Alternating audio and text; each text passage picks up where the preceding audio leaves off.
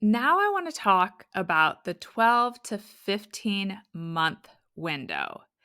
This is when I typically start to see the most noticeable reduction in sleep needs.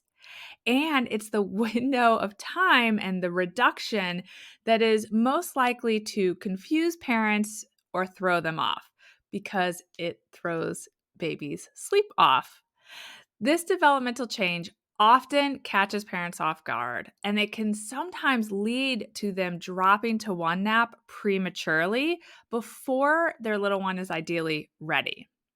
I find that most babies transition down more easily to one nap when that transition happens in the 15 to 18-month window.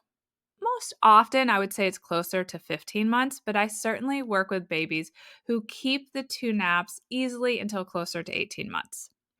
But between 12 and 15 months, the optimal amount of total day sleep actually reduces from that 3 to 4 hours per day to 2 to 3 hours per day.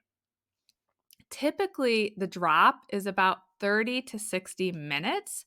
So, if your child had historically been sleeping 3 hours each day, between 12 and 15 months, they may drop to 2.5 hours or maybe even down closer to 2 hours of total day sleep.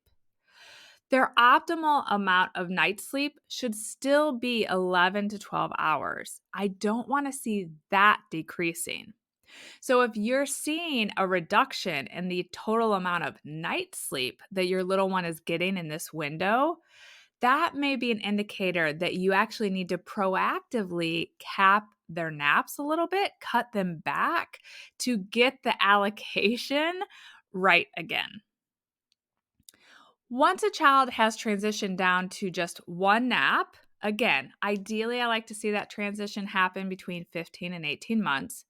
I find that the optimal balance is 11 to 12 hours of sleep at night and an hour and a half to 2.5 hours of sleep during the day, consolidated into that one midday nap.